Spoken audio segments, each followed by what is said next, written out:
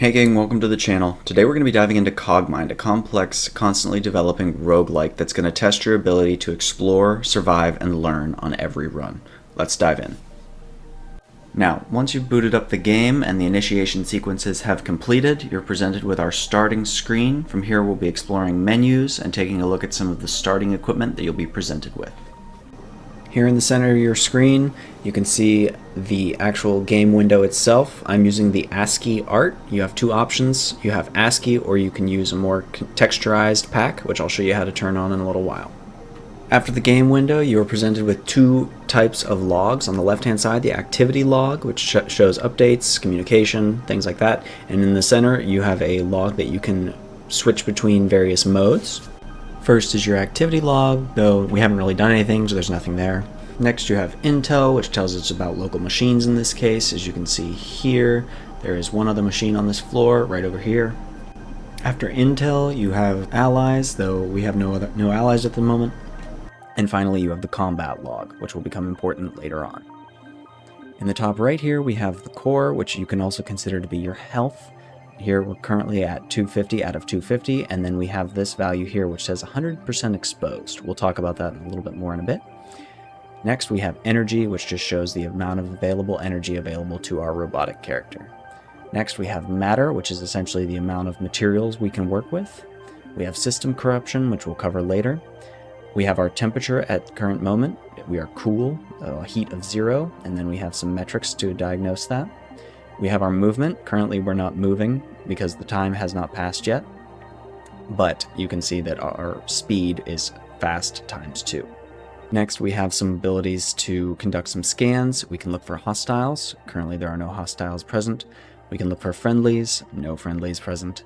We can look for parts. So on this screen here you'll see that there are all of these little icons. These are all various parts, which if you push the parts button, they will all label themselves so you can get a better idea of what we're looking at. And then finally, if you click that one more time, it will close all of the descriptions. Lastly, we have exits. Currently, there are no known exits. This is a tab that I underappreciated when I first started playing this. We will dive into it a little bit later, but effectively, it's what your chances are of avoiding an attack. Next, we have our parts that are on our robot currently. Currently, we have no parts as we just spawned in, we just started. Lastly, we have our inventory here in the bottom right. Currently, it is empty as we haven't picked anything up. Okay, with all that out of the way, we've now covered everything that you first see when you first open the game. Cogmind comes with very extensive menus. There are advanced controls that you can read through. There is a wall of text for every possible item or encounter that you can find in this game. We're not going to be covering these in any detail in this tutorial. However, if you want to get into this game and survive routinely, I highly recommend reading through these. Next, you have your options menu where you can cycle through various options that you want to turn off and on in the game. One that I really want to point out is the visualization menu. Here's where you can cycle ASCII mode on and off. Alright, first things first, movement. There's various ways you can move around. WASD is not how you move in this game. That's how you bring up various menus. The main ways you will be moving around are you can point and click. So if I click on this space, and I will move 1 to the right. If I click 2 to the right, I will move 2 to the right. You can use the arrow keys, if you have them, to navigate. So if I one tap on the left arrow key moves me 1 to the left, and so on and so forth. If I hold down, I will move until I can no longer move anymore. Real quick, we're going to talk about how time works in Cogmind. Time only advances when your character moves. So if by clicking right and left here, and as I advance, you'll see that the time continues to tick up each time the character moves. So if I move all the way to the wall here, time has moved up, and then if I move quickly, time moves more quickly.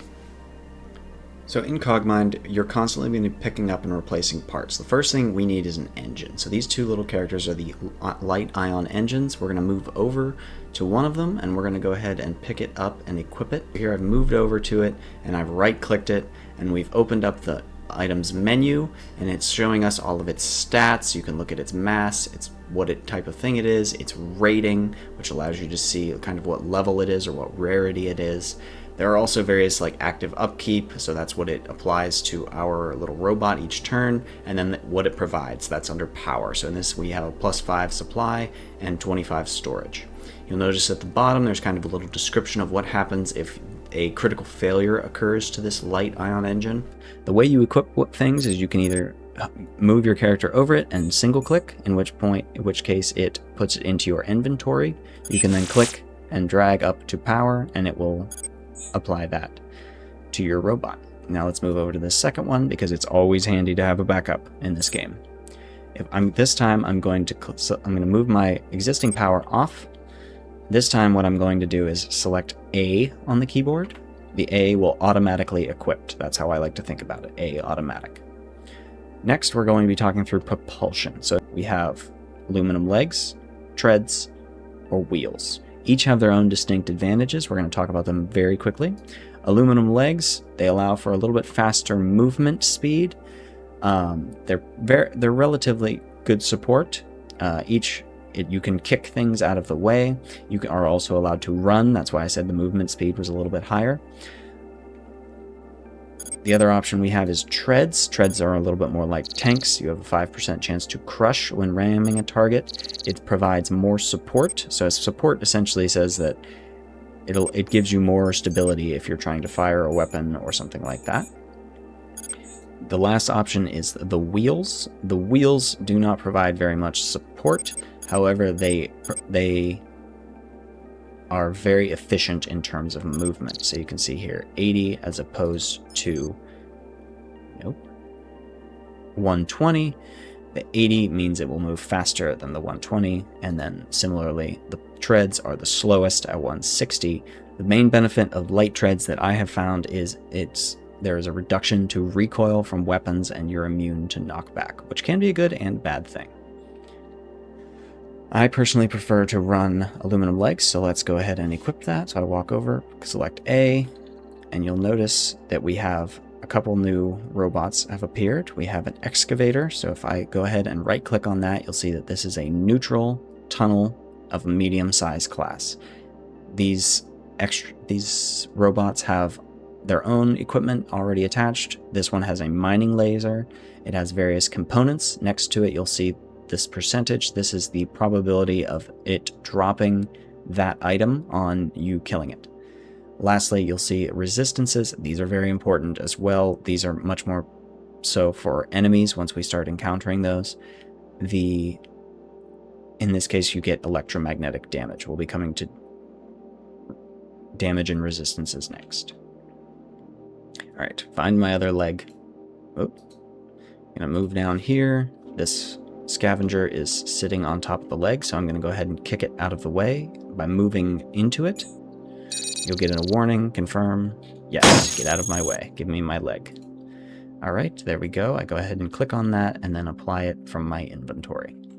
Next items we're going to be equipping are our utilities. Utilities are things like backpacks or sensors or radar, things like that. They're going to be one of the most helpful items as you progress, both in keeping you alive and in giving you extra information, because in this game, information is key. So our available utility items around us are, we have a small storage unit, a backpack.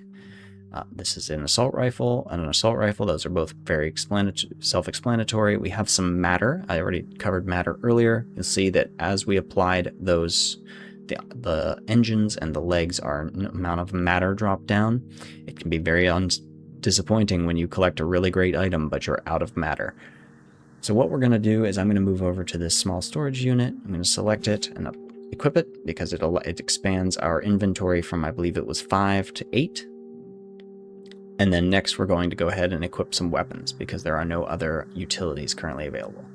There are 3 main types, 2/3 main types of weapons in this game. You have projectile weapons and you have energy-based weapons.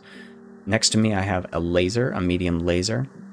It has a range of 14. It costs 10 energy to fire.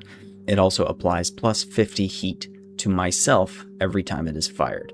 However, it does 12 to 13 thermal damage, and on a critical attack, it has a 10% chance to burn the target. The heat transfer is how much heat is transferred to the target when you shoot it.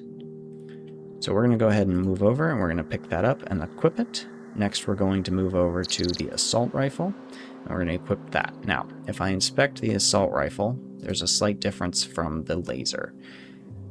Assault rifles are ballistics-based weapons. They fire matter, and that matter is its kinetic type energy. So this light assault rifle does a little bit less damage than the laser. The important thing to note here is the recoil. The assault rifle has a recoil of 1, whereas if I inspect the medium laser, also quick tip, if you are trying to compare between two items, if you select, let's say we want to compare the assault rifle to the laser, if you right-clicked the assault rifle first and then the laser, we're going to go ahead and compare the laser to the assault rifle. So you can see on the left you have the stats as they differ from the assault rifle. So the laser weighs more than the assault rifle does. It has lesser range, so in this case less range. It has more energy. These are color coded if the game considers them to be positives or negatives, reds being positives, or reds being negatives, excuse me. In this case, the laser does not cost any matter every time it is fired. However, it does transfer a lot of heat to your character. The most important thing I think to take note of is that the laser has no recoil. Recoil is an additive effect. The more recoil, if you try and fire a volley of weapons and it has high recoil, that means they're less likely to hit. Most importantly for me in this case, I wasn't looking at the damage because this is early on. The laser does from a minimum of 6 more to maximum of +3 more damage than the assault rifle. So if I switch back over, you'll see that the assault rifle does 6 to 10 and the laser does 12 to 13. Great. Now that we've got all of those equipped, I'm going to just take a quick look. It's always useful to carry backups of items, so I'm going to go ahead and pick up this light assault rifle. It's going into my inventory. I initially tried to just direct equip it. We're going to go pick up this extra matter, and then we're going to move towards the exit. So as one of the biggest components of this game is you will be exploring, walking around, you're going to be exploring through all these tunnels, cave systems, buildings, etc., trying to survive.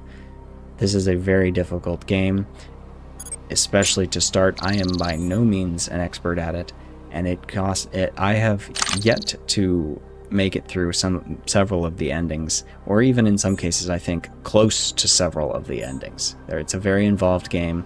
Every run is different, but it takes quite a bit of practice. But the more you play it, the more knowledge you have going into it, and the more prepared you are for each engagement.